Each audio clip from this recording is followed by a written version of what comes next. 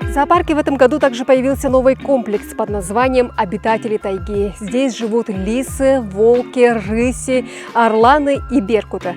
Здесь также построили 3 новых смотровых беседок, где можно посидеть в тенечке и понаблюдать за дикими животными.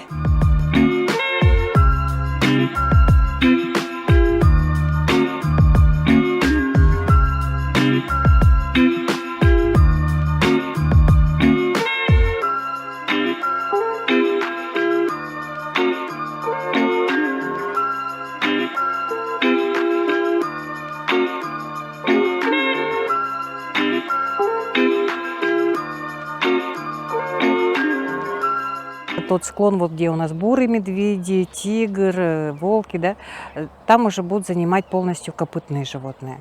И то есть склон полностью будет заселен копытными и будет называться как парк копытных.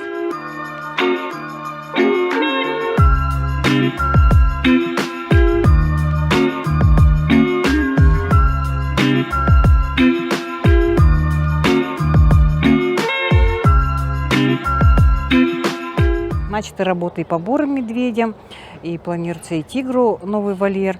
Поэтому постепенно, как мы говорим, Москва не сразу строилась, зоопарку всего 20 лет. Вот, и, конечно, в будущем мы будем стараться создать условия таких хорошие для каждого вида животного. В этом году у нас размножились, например, вот лесные бизоны, вот вольер за мной находится, да, это уже 3-й приплод. Овцы-быки размножились, овцы-бычок у нас маленький есть. Вот, серые журавли. Летом у нас сочные корма добавляются обязательно, вот как копытным, так и хищным животным, да. То есть это фрукты, овощи, какие-то, ну, то есть трава, да, свежие веники. Вот это в обязательном порядке.